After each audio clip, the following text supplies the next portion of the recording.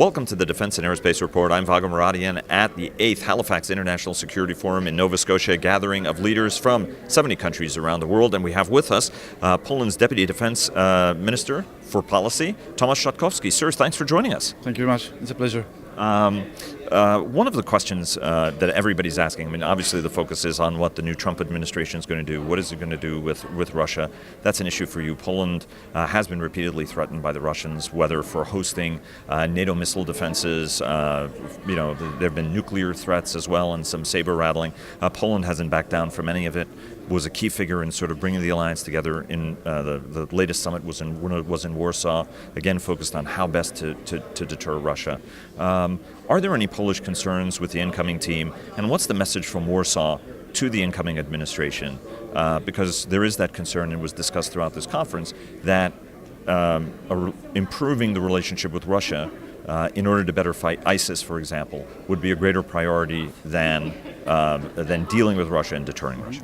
Well, naturally, when there's a new team coming into power, there is often a tendency to kind of try to reset relations in some way or another. But I think that we've learned from in the recent past that Russia isn't a country that responds well to weakness or softness. So it's important to keep up a resolve, to be consistent, and not to back down easily.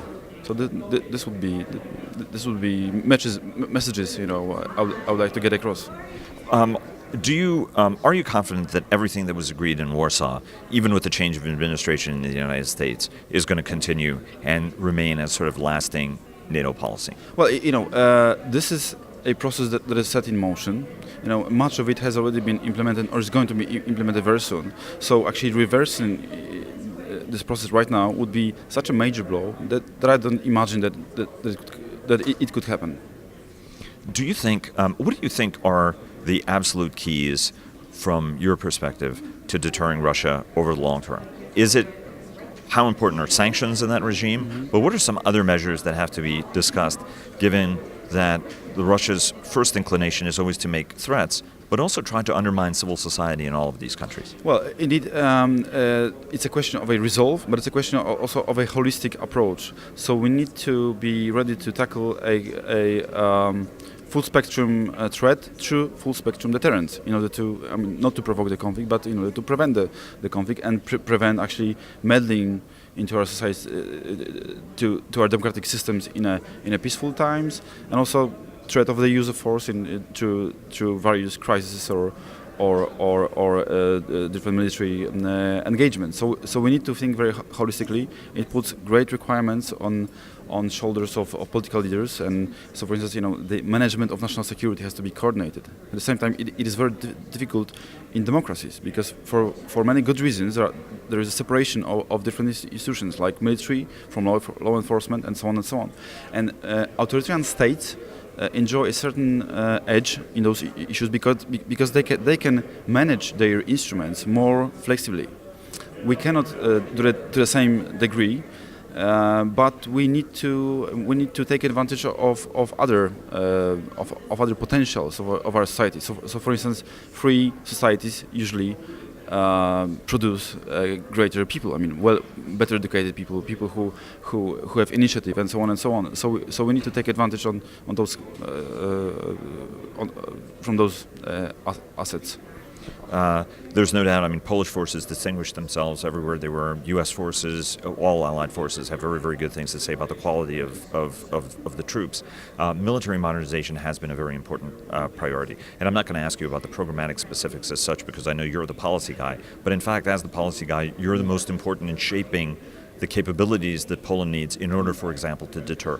From your standpoint, what are the key capability sets as you look over the next 5 years that Poland has to deploy to maintain that deterrent edge that you have, both as a NATO member, but also independently as Poland? So first of all, we are a country that is focused in terms of our security and most immediate defense needs on a terrestrial dimension. So we need to boost our land forces capabilities, and also we need to be better prepared for the missile threat. So, for instance, one of the most important programs, obviously, is air and missile defense. We're also looking at different ways on how to take advantage of the of a longer range strike that becomes available, because we cannot just sit and wait for missiles coming. We also have to create certain risk for the enemy, that we can also inflict some